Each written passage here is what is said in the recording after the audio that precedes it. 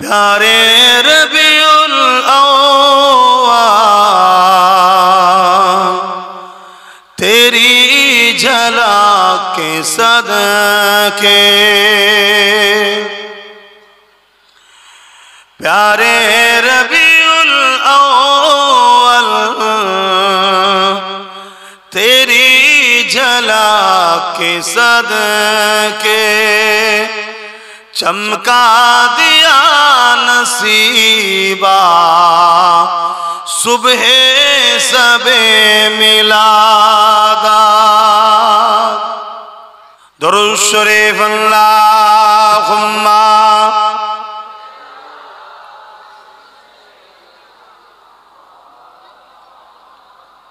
वला आले सय्यदना।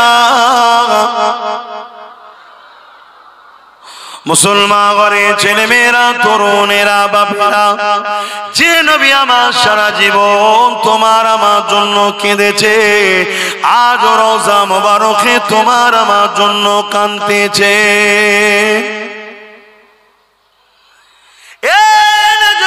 तरुणेरा अल्लाह नबी नूह नबी दया नबी दुनिया जमीने এসেছিলেন তোমাকে আমাকে সমস্ত খারাপ থেকে বাঁচিয়ে আল্লাহর জান্নাতের রাস্তা দেখাবার জন্য, আল্লাহর জান্নাতের মানুষ বানাবার জন্য সেই নবী পাক সাল্লাল্লাহু আলাইহি ওয়াসাল্লাম কতটা তোমাকে আমাকে প্যার করেছে।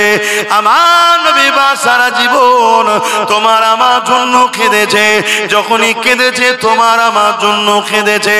আম্মা জান খাদিজাতুল কুবরা রাদিয়াল্লাহু তাআলা আনহা বলতে লেগেছে আমার নবী পাক সাল্লাল্লাহু আলাইহি ওয়াসাল্লাম রাত জেগে জেগে সিজদায় পড়ে পড়ে আল্লাহ পাকের কাছে কাঁদতে থাকতেন, ও রব্বি আল্লাহ পাক আমার উম্মত উম্মতিদেরকে maaf করে দিন আল্লাহ, আল্লাহ আমার উম্মত উম্মতিদেরকে ক্ষমা করে দিন আল্লাহ, আল্লাহ আমার উম্মত উম্মতিদেরকে নাজাত দিন আল্লাহ।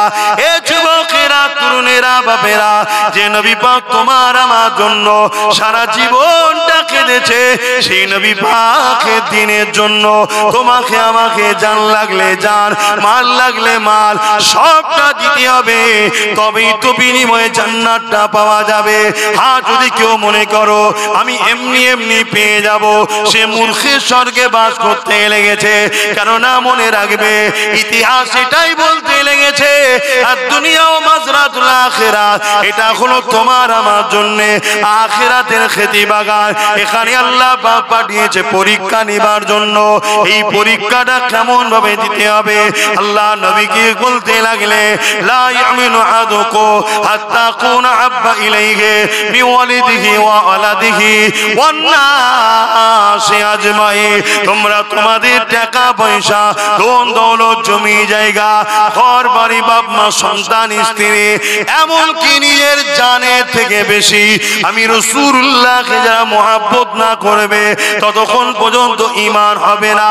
ওই মজলিসে হযরত ওমর ফারুক বসেছিলেন, তিনি বলতে লাগলে ইয়া রাসূলুল্লাহ হাবিবাল্লাহ আমি সব কিছু থেকে আপনাকে বেশি ভালোবাসি ইল্লা মিন নাফসি, জানের থেকে বেশি নয়।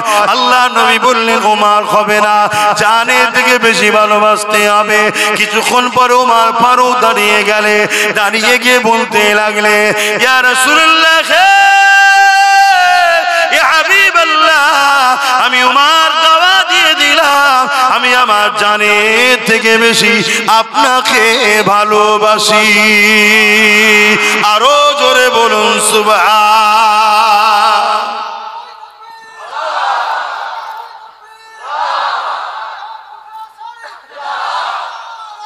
আল্লাহ অতএব জানের থেকে ভালোবাসা এটা হলো ঈমান। আজকে আমরা সেই কাজ করতে পারছি কি? নিজের বিবেককে প্রশ্ন করুন। কেননা আমরা হাজারো জায়গায় অর্থ খরচ করি, প্রয়োজন আছে করতে হবে, প্রয়োজনীয় জায়গায় করাটাও খারাপ নয়, ভালো। তবে ইসলামে প্রতিষ্ঠানগুলোকেও বাঁচাবার জন্য আমাদেরকে খেয়াল করতে হবে। কেন আমাদের প্রতিষ্ঠানে কোনো সরকারি ভাবে কেউ অনুদান দেয় না। কথা বুঝে আসছে তো নাকি? হ্যাঁ, আমরা নিজেরা করি। যেমন আজকে আমার দেশের কেন্দ্র সরকার সে তার ধর্মের বিশাল কিছু তৈরি করছে। আমার রাজ্য সরকার দিঘাতে বিরাট কিছু তৈরি করছে, কোটি কোটি টাকা খরচ করে, জানেন তো নাকি? হ্যাঁ, আমাদেরই ট্যাক্সের টাকা, যা খুশি ইউজ করছে। আমাদের তো সেরকম লাইন নেই, আর থাকলেও করা যাবে। জোরে বলে, আমাদের ধর্ম সব টাকা চলবে না। আমাদের ধর্মের নিয়ম হচ্ছে তুমি তোমার ভালোবাসায় ধর্ম করো, অতএব অন্যের টাকায় ধর্মের ফুটানি দেখানোর নাম ইসলাম নয়। এই শুনছেন তো নাকি? তাতে ছিটে বেড়া থাকে, তাই থাকবে। এবারে চেষ্টা করছি, আমি চেষ্টা করছি, আমার এত ভালোবাসার মানুষ আছে, গতবারে বলেছিলাম অনেকে দিয়েছিল, আজকে এত দূর উঠলো, আবার চেষ্টা করছি, যদি দেয় আর একটু উঠবে, কি ঠিক না বে ঠিক গো? এই চেষ্টার একটা ফল স্বরূপ আরো একজন হাত তুলে বলুন যে আমিও 5,000 টাকা দেবো, যে আমার ধর্ম আমার টাকাই করব, কারো ভিক্ষাতে আমরা লোভ না। আর একজন এসছে আরাবুল, 5,000 টাকা। দেখুন দেখুন, আমরা খরচ করে করি, কিন্তু দুঃখের বিষয় আমরা সব জায়গা ছেড়ে দেওয়ার জন্য আমরা মেহনত করে তৈরি করব মাদ্রাসা, আর অন্যজনকে জায়গা ছেড়ে দেওয়ার জন্য সমাজ বিরোধীরা আগিয়ে এসে বসে ক্ষমতার জোরে আইন তৈরি করে আমার মাদ্রাসা সিল করবে, আমাদেরই মাদ্রাসায় তালা মারবে, আমাদেরই মাদ্রাসা মসজিদকে মিটাবার জন্য আইন তৈরি করবে। এর জন্য সম্পূর্ণ দোষী আমাদের মুসলিম উলামাদের মধ্যে যারা বলে আমরা রাজনীতি করি না, এই গাদ্দারগুলো সবথেকে বড় দোষী। কথা বুঝে আসছে না? না, যেমন পানি ছাড়া মাছ বাঁচে না, পানি ছাড়া মাছ বাঁচে না, রাজনীতি ছাড়া মানুষ বাঁচতে পারে না। কেউ কাউকে সাপোর্ট করছে, ওটাও একটা রাজনীতি। কথা বুঝে আসছে না? নাই। কিন্তু আমাদের খেয়াল করা দরকার, এমন লোকের পক্ষে আমরা থাকবো যে আমার ধর্মের উপকার থেকে করতে হবে না, কারণ আমার দেশ সর্বধর্মের দেশ। দেশের সংবিধান কারো ধর্মকে প্রমোট করার বা ধর্মের বিরোধী করার ইজাজত সংবিধান ক্ষমতা রাষ্ট্রকে দেয়নি। অতএব কমসে কম যেন বিরোধী না করে, এটাও আমাদের খেয়াল রাখা দরকার আছে না? না, কিন্তু আমরা তা রাখি না। আমরা কি করি? আমরা দূরে এত সরে গেছি, বা আমার সমাজকে এত দূরে সরিয়ে দিয়েছি, মুনাফিক মুসলমান আর ইসলামের দুশমন এক হয়ে গেছে। এক হয়ে গিয়ে তারা এই সব করে বেড়াচ্ছে, যা খুশি তাই করছে, করতে করতে করতে এবারে টার্গেট করেছে ইসলামকে মিশে দেবো। আমার ভারতও চলছে না, চলে না? জোরে বলেন, আমি মিথ্যা বলছি না সত্য বলছি? আওয়াজ দিয়ে বলবেন, জবানে হক কথা না বললে কিয়ামতের দিন আল্লাহ বুবা শয়তান করে তুলবে। আওয়াজ দিয়ে বলুন, আমার দেশও ইসলামের বিরুদ্ধে ষড়যন্ত্র চলছে, হ্যাঁ কি না? আওয়াজ আরো জোরে, হ্যাঁ কি না? আর আমার রাজ্য তো এই ষড়যন্ত্র চলছে, হ্যাঁ কি না? এই তো কদিন আগে দুর্গাপুরে আমার রাজ্য সরকারের রাজ্যে বোলডুজার দিয়ে মাদ্রাসা ভেঙে দেওয়া হয়েছে, জানেন না? জানেন না? তাহলে এটা আমাদের দোষ আছে না? না, সম্পূর্ণ দোষ আমাদের।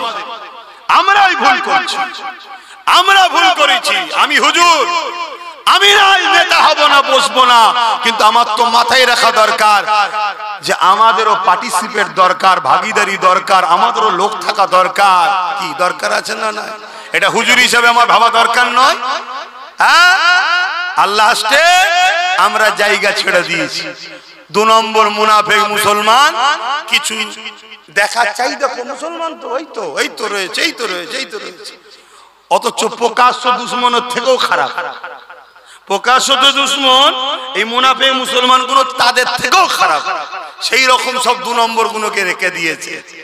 যখন আমার মসজিদের বিরুদ্ধে কথা হয়, মাদ্রাসার বিরুদ্ধে কথা হয়, তখন সেসব মুনাফিক মুসলিম নেতাদের মুখে কথা পাওয়া যায় না।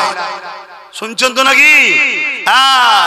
আর যখন তার দলের বেঈমান নেতা নেত্রীর বিরুদ্ধে কেউ বলে, তখন এই মুসলমান গুলো ঘর ভাঙে, কেস দেয়, কি করে না? করে না? অতএব এরা গাদ্দার মুসলিম সমাজের। অতএব এই গাদ্দার গুলোকে চিনা দরকার। আল্লাহ রসুল বলেছেন, প্রকাশ্য ইসলামের দুশমনের থেকেও এই মুনাফিক গাদ্দার গুলো আরো ভয়ঙ্কর। তো তো যাক, আল্লাহ নবীর ঘর তৈরি করছেন, আল্লাহ আপনাদের চেষ্টা মেহনতকে কবুল করে বলুন আল্লাহুম্মা আমিন। 5000 কতজন হয়েছে গো? আর দুজন বাকি আছে, এই দুটো দেবেন না? আর এই বছরে কি হচ্ছে জানি না, যেখানেই যাচ্ছি দেখছি মাইকলা কোনো সব একই করছে, আমাদের হাবিবই করছে, আওয়াজকে চেপে রেখেছে, প্রেসার দিতে হচ্ছে সব জায়গায়, হাবিবও ওটা করছে। এবছর হচ্ছে এটা, আমি জানি না পিছন থেকে কেউ টিউনিং করছে কিনা। যদি আমার পিছনে লাগো মাইকলারা, আগামী দিন প্রতিটা ব্লকে বা প্রতিটা মহকুমায় আমার পয়সায় আমার ভালোবাসার লোকেদেরকে মাইক সেট কিনে দেবো, দিয়ে বলবো ব্যবসা কর, যেখানে আমি জলসা যাব আমার লোকের মাইক ছাড়া জলসা করব না। জলসা কমিটিকে বলে দেবো, নিতে হয় লে, নাই কেটে দেবো। শুনছেন তো নাকি? আমায় ঘেটিয়ে লাভ নেই, আমি খুব ভালো ছেলে, আবার খুব খাতারনাক জিনিস আমি। কথা বুঝছেন তো নাকি? এবার বাড়া থেকে কো কো করছে। তো যাক, আর দুটো কে আছে? আর দুটো আমার ভালোবাসার বাপ ভাইরা, আর দুটো বলেন না গো, এত বড় আশা নিয়ে বলছি, এত লোকের মধ্যে আর দুটো নেই 5000 করে টাকা দিবা? এই দুটোর মধ্যে সর্বপ্রথম কে দেয় দেখি, কে হাত তুলে দেখি। আমি জানি বিশ্বব্যাপী রুজি রুটির অবস্থা খুবই খারাপ, আর আমার দেশের কেন্দ্রে যিনি বসে আছেন উনি তো একেবারে 12টা বাজিয়ে দিয়েছে, একেবারে পুরো দেশ ও দেশবাসীরই 12টা বাজিয়ে দিয়েছে। এখন এই কথা বলাতে কারো মনে হচ্ছে নাকি রাজনীতি হচ্ছে? হ্যাঁ, যদি মনে হয় শিক্ষার অভাব আছে, বস শিখাবো। কথা শুনছে? জুলুমের বিরুদ্ধে বলা হলো ইসলাম। জুলুমের বিরুদ্ধে বলার নাম কি? ইসলাম। তুমি বেকারত্ব বাড়াবে, দেশবাসীকে শেষ করবে, যুব সমাজকে ধ্বংস করবে, মানুষের হাতে কাজ নেই, টাকা নেই, তোমার এই অত্যাচারের বিরুদ্ধে প্রতিবাদ করার নাম হলো কি? ইসলাম। অন্য কার ধর্মে কি আছে আমার জানার দরকার নেই। আমার ধর্মে যত নবী এসেছে বেশিরভাগ নবী রাজনীতি করেছে, আর বেশিরভাগ নবী জালিম শাসকদের বিরুদ্ধে লড়াই করেছে। জোরে বলুন সুবহানাল্লাহ, আরো জোরে বলুন। আমাদেরকে ক্ষতি করেছে, আমাদের বীজখানে এক শ্রেণীর উলামারা আমাদের ক্ষতি করে দিয়েছে। তারা আমাদেরকে শুধু মসজিদ মাদ্রাসার মধ্যে নিয়ে গিয়ে আর বলেছে আমরা ওই জাকাত ফিতরা মসজিদ মাদ্রাসা নিয়ে আছি, আমরা এসব লাইনে নেই, ওগুলো তোমরা চালাও, ওগুলো তোমরা চালাও। আর ওরা আমাদের মেহনত করা প্রতিষ্ঠানগুলোকে মিটাচ্ছে। বড় বড় আশালে বলেছি, একটা লোক কে আছে? এই একটা লোক হাত তুলবেন, বলুন কে আছেন 5000 টাকা দেবেন? হাত তুলবেন না? কে আছে 5000 টাকা? একটা শেষ আল্লাহর বান্দা কে হাত তুলেছে? ওই সেখানে হাত তুলেছে। আল্লাহ কবুল করুন। একসাথে দুটো হাত তুলেছে, দুটো হাত তুলেছে, আল্লাহ কবুল করে বোন, আল্লাহুম্মা আমিন। দেখলেন দরকার ছিল, হয়ে গেছে তো নাকি 10টা, কিন্তু একটা বেড়ে গেছে। আবার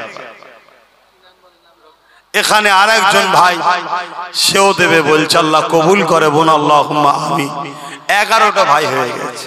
এভাবে কষ্ট করে করে আমরা তৈরি করি। শুনছো যুবক, তোমাদের গাফলতির জন্য আজকে মসজিদ মাদ্রাসা বিপদের মুখে, তোমাদের গাফলতি। আসো, যা ভুল করেছো করেছো, আগামী দিন শক্তি তৈরি করো। লোহা না হলে লোহা কাটা যায় না, এটাকে মাথায় রেখো। আসেন আমি আমার আলোচনার দিকে ফিরে যাই। আল্লাহ নবী, নূহ নবী, দয়া নবী আমাদেরকে কতটা ভালোবেসেছে। সারা জীবন নবী আমার তোমার আমার জন্য কেঁদেছেন।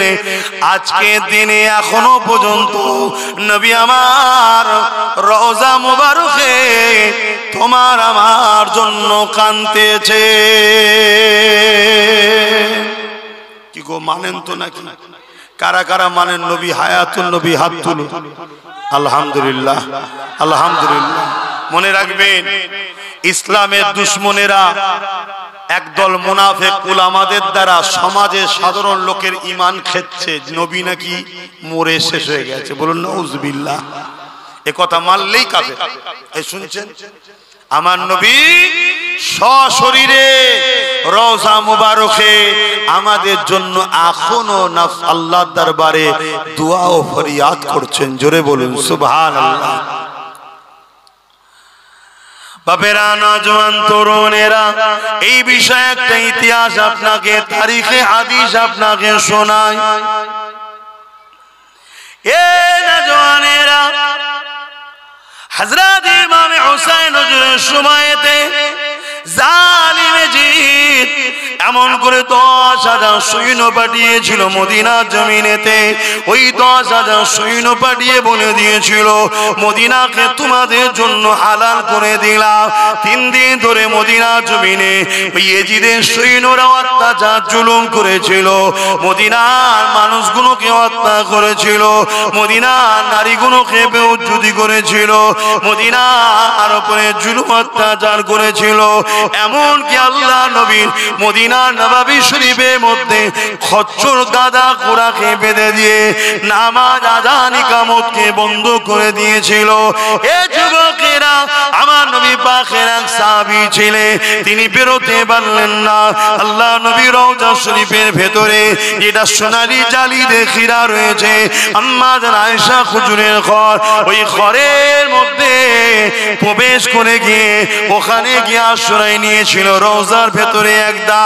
এ যুবকেরা, তারপরে আহলে সুন্নাত ওয়াল জামাতের সৈনিকেরা ইয়েজিদ বাহিনীকে হাঁটিয়ে দিয়ে এমন করে রাসূলুল্লাহর মদিনা নববী শরীফকে নিজেদের দখলে যখন নিলে, তখন ওই সাহাবীটা বাইর হয়ে আসলে তিনি বলতে লাগলেন, মদিনা নববী শরীফে 3 দিন আযান ইকামত নামাজ বন্ধ ছিল ঠিকই, কিন্তু প্রতিটা টাইমে টাইমে টাইমে আল্লাহ নবীর রওজা মুবারকের ভেতর থেকে আযান ইকামত এবং নামাজের আওয়াজ আসতো।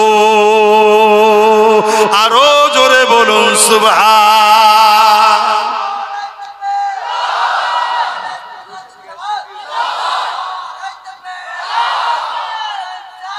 ইয়া রাসূলুল্লাহ, এই যারা নাম বলেছিল তাদের মধ্যে একজন ভাই আব্দুর রশিদ সাহেব, তিনি নগদি দিয়ে দিয়েছে, আল্লাহ কবুল করে, বলুন আল্লাহুম্মা আমিন। তাহলে বলুন, আমার নবী হায়াতুন নবী। সবাই বলুন আমার নবী। সবাই মুখ দিয়ে বলবেন, কেউ মুখ বন্ধ করে থাকবেন না, কপাল ফাটা হবেন। তাহলে আমার নবী হায়াতুন নবী, বলুন সুবহানাল্লাহ। আজকে সেই নবীর দিনকে মিটাবার, নবীর সঙ্গে আমাদের দূরত্ব তৈরি করার 2 শক্তি চেষ্টা করছে। এক হলো রাজনীতির নামে ইসলাম বিদ্বেষী শক্তি। রাজনীতির নামে বলুন বলুন ইসলাম বিদ্বেষী শক্তি, তারা আমার নবীর দিনকে মিটাতে চাইছে। আর এক হলো তাদেরই অর্থে তৈরি করা মুনাফিক মুসলমান, তারা আমার নবীর দিনকে মিটাবার বা আমাদের ঘরে নবী থেকে সরবার প্ল্যান তৈরি করছে। এই 2 জালিমের বিরুদ্ধে রুখে নিজেদের ঈমান ইজ্জতকে বাঁচাতে হবে। পাশাপাশি রাজনীতির নামে যে জালিম ইসলাম বিদ্বেষী শক্তি মাথাচাড়া দিচ্ছে, লোহা না হলে লোহা কাটা যায় না, সেই শক্তিকে রুখার জন্য আমাদেরকেও অংশগ্রহণ করা দরকার আছে না নাই? জোরে বলুন আছে না না? আমি আব্বাস সিদ্দিকী ধর্মগুরু, ধর্ম প্রচারক, আমি নাই মাঠে ময়দানে লাভলাম না, ক্যান্ডিডেট নাই হলাম না, কিন্তু আমার নবীর দুশমনকে আমি কখনো সহযোগিতা করতে, জোরে বলুন, পারি না। আমার উচিত হবে এমন ভালো ব্যক্তিকে সাথ দেওয়া যে কিনা আমার নবীর দিনের যদি উপকার নাও করে, ক্ষতি যেন না করে। সে মুসলমানও হতে পারে, অমুসলিমও হতে পারে। অনেক অমুসলিম আছে যারা আমার নবীর দিনের ক্ষতি করে না, দিন মানে না, সেটা তার রুচি, তার পছন্দ, তার আস্থা তার কাছে, ওটা নিয়ে আমার তার বিরুদ্ধে কোনো কথা, জোরে বলুন, নাই। তার কি পছন্দ ধর্ম সে দেখবে, কিন্তু সে তার ধর্ম করে, আমার ধর্মের পিছনে লাগে না। এরকম কোটি কোটি হিন্দু আছে না নাই? এরকম কোটি কোটি অন্য ধর্মের লোক আছে না নাই? তাদের বিরুদ্ধে কোনো রকম আমাদের কোনো বক্তব্য, কোনো লড়াই কিছুই নাই। তারা মানুষ, আমরাও মানুষ, ভাই ভাই মিলেমিশে থাকবো, ঠিক না বেঠিক?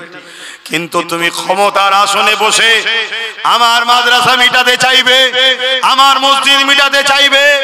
তুমি মুসলিম দাবিদার হো আর অমুসলিম সেজে হো, তোমাদের বিরুদ্ধে আমাদের লড়াই চলবে। কেন? এক মানবতার বিরুদ্ধে, সংবিধানের বিরুদ্ধে তুমি কাজ করছো। আমার সংবিধান কাউকে রাইট দেয় না যে কারো ধর্মের উপরে তুমি হস্তক্ষেপ করতে পারো। শুনছেন তো নাকি? এই জায়গায় আমাদের সংগঠিত ঐক্য ভাবা দরকার আছে না? না, পেটের জন্য ভাবছো, চাকরির জন্য ভাবছো, রুজি রুটির জন্য ভাবছো, তুমি একবারও ভাববে না তুমি যার পিছনে দাঁড়াচ্ছ তার দ্বারা তোমার দিনের উপকার যদি নাও হয়, কমসে কম তোমার দিনের দুশ্মন তো নয়। এটা খেয়াল করা দরকার আছে না? না, এগুলো মাথায় লাও। আমি ধর্মগুরু হিসাবে ধর্মের কথাই বলছি, কি শিক্ষা দেবো না দেবো না একটু একই না বলবেন? এগুলো তো বুঝতে হবে। আজকে তো পানি হয় না, আপনারা তো ঠান্ডা হয়ে গেছেন কেন? আজকে তো পানি হয় না, তো ঠান্ডা হয়ে আছেন কেন?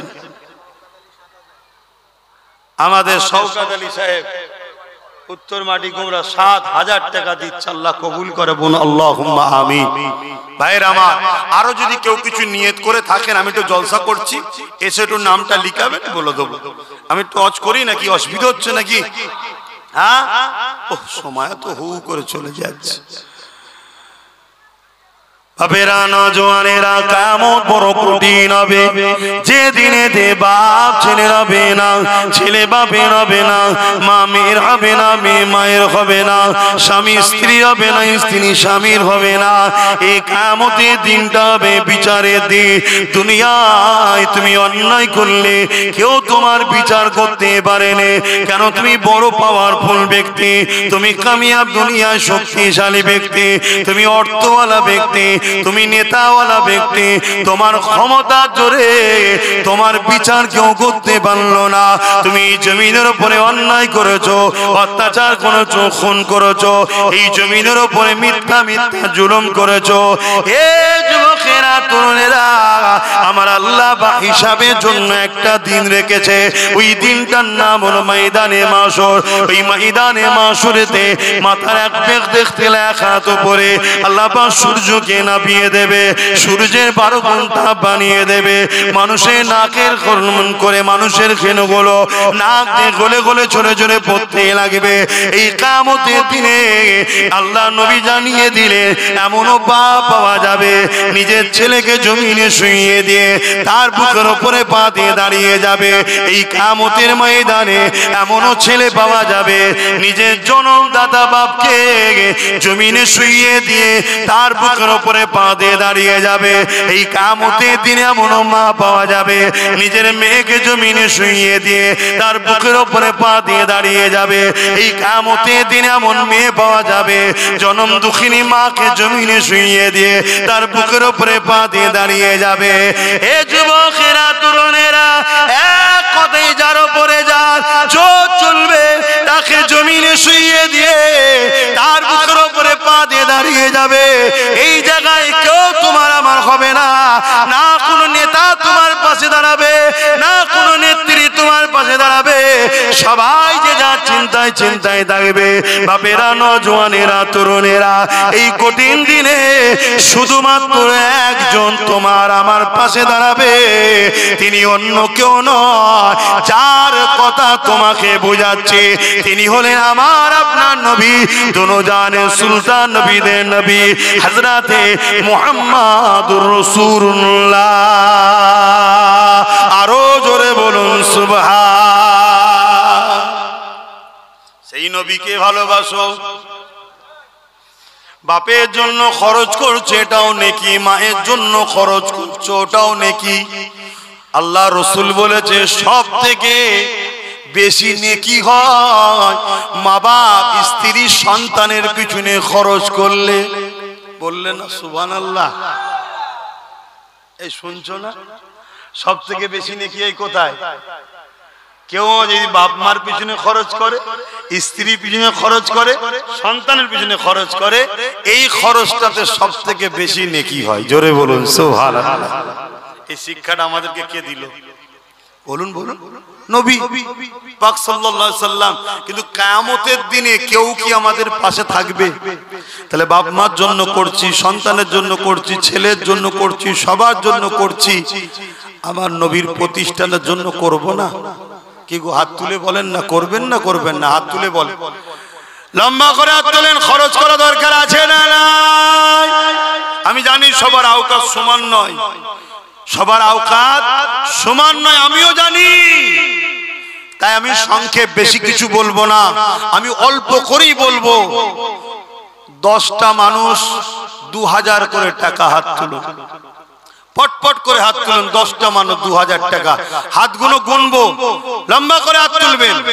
1টা 2টো 3টে 4টে 5টা, আর কোন 10টা মানুষ চেয়েছি মাত্র।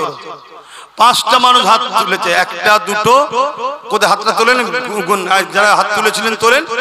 1টা 2টো, এই সামনে আলো দিলে এক অবস্থা। 3টে 4টে, আর একটা 5টা। হ্যাঁ 5টা হয়েছে, আর 5টা কই? 10টা মানুষ হাত তুলেছি তো ভাই, সময় হু করে চলে যাচ্ছে। আর 5টা মানুষ জলদি করে, এই 5টার মধ্যে প্রথমে কে হাত তুলবেন? এই একটা হাত তুলেছে, যারা আগে হাত তুলেছিলেন বেদান 6টা হয়েছে। 7 নম্বরে কে হাত তুলবেন? জলদি করে বলেন। 7 নম্বরে কে আছে? 2000 টাকা মাত্র। হাই রে মুসলমান, এই যে হাত তুলেছে 7টা। 8 নম্বরে কে আছে? আর 3টে দরকার। এই 3টের মধ্যে প্রথমে কে হাত তুলে দেখি? প্রথমে কে হাত তুলে দেখি 2000 টাকা দেবে? একটু বলবেন, কে হাত তুললে আমাকে বলবেন যেখানে হাত তুলেছে। এই 3টের মধ্যে কে হাত তুলবে? কে কোথায় হাত তুলেছে? এই 3টের মধ্যে প্রথমে কে হাত তুলবেন? বলুন বলুন, তাড়াতাড়ি বলুন।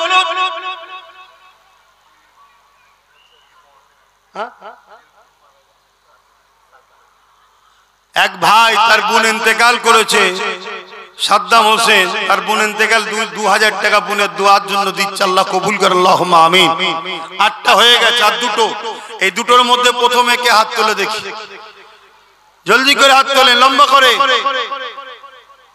বলেন ভাই। এই 2টোর মধ্যে কে আছে? প্রথমে হাত তুলবেন। কোথায়? বলুন, হাত তুলুন, লম্বা করে হাত তুলুন। কে আছে?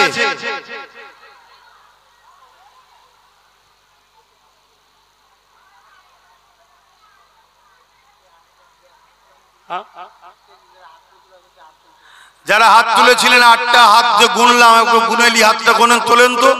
এই করি, 1টা 2টো 3টে 4টে 5টা, 1 2 3 4 5 6, 6টা হলো। দেখেন একটা 7টা, আর ওই সাদ্দাম 8টা। কই কই কোনে কে হাত তুলেছে? আমি দেখতে পাচ্ছি না, বলবে তো। কই গায়ে হাত তুলেছে কোনে, বলবেন তো। 9টা হয়ে গেছে, একটা শেষ আল্লাহর বান্দা কে আছে? 2000 টাকা দেবেন, হাত তুলুন। একটা কে আছে? 2000 টাকা দেবেন। নারে তাকবীর, লম্বা করে হাত তুলুন। কে আছে 2000 টাকা দিবে? আর একটা শেষ বান্দা বলুন, কে আছে? ওখানে একজন রয়েছে, আম গাছের ওখানে একজন রয়েছে। 2টো, আল্লাহ কবুল করে, বলুন আল্লাহুম্মা আমিন। তোমরা স্টেজে বসে আছো কেন? তা লিখছে না কেন? 11 জন 2000 টাকা করে দেবে, আল্লাহ কবুল করে, বলুন আল্লাহুম্মা আমিন। আরো জোরে বলুন আল্লাহুম্মা আমিন। সকলে একটু দাঁড়িয়ে যাই, সালাম দেবো। ইয়া নবী,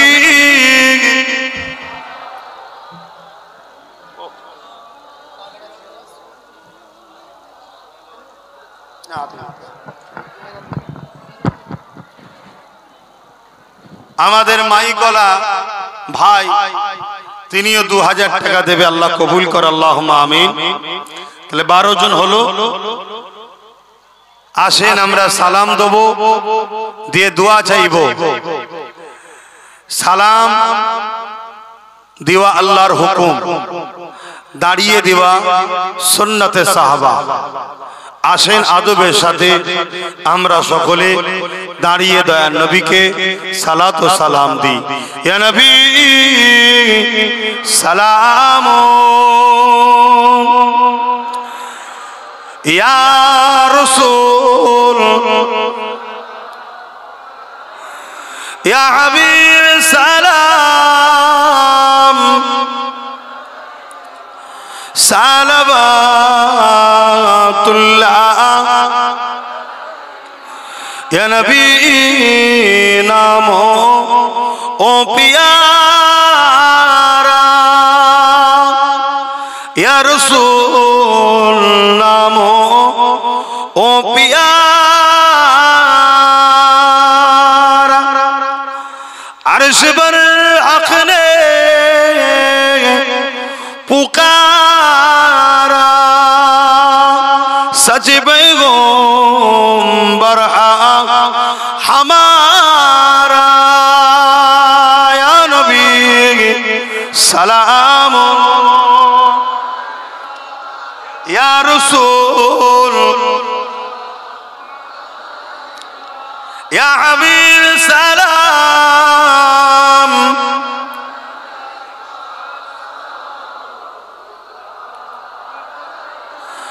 जिब्राइल दिले इंज आवाज खुले दाओ आसमानेर दूर এসেছে নবী ঈদের সরদার করিতে আল্লাহ আরো দিদার ইয়া নবী সালাম ইয়া রাসূল ইয়া হাবিব সালাম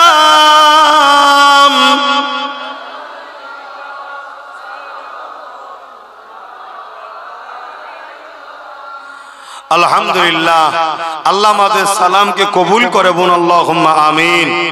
হুজুর পাক সাল্লাল্লাহু আলাইহি ওয়াসাল্লামের দরবারে যারা যায় সবাই দাঁড়িয়ে দাঁড়িয়ে সালাম দেয়, জোরে বলুন সুবহানাল্লাহ। কি গো আমার ভাইয়েরা, যাবার ইরাদা আছে তো নাকি? আল্লাহর কাছে বলুন আল্লাহ কবুল যেন করে বলুন আল্লাহুম্মা আমিন। হুজুরের দরবারে আল্লাহ আপনাদের হাজিরি করে বলুন আল্লাহুম্মা আমিন। এই দাঁড়িয়ে দাঁড়িয়ে হুজুরের ভালোবাসা 30টা উম্মত 1000 করে টাকা হুজুরের মাদ্রাসায় দেবেন। কে কে একটু হাত তুলে দেখান যে দোয়া করেন আল্লাহ যেন আমাকে হুজুরের দরবারে নিয়ে যায়। আল্লাহ কোথা থেকে টাকা জোগাড় করে দেবে অবশ্যই আল্লাহ ভালো জানেন, কোন বাহানায় কিভাবে আল্লাহ দেবেন আল্লাহ ভালো জানে।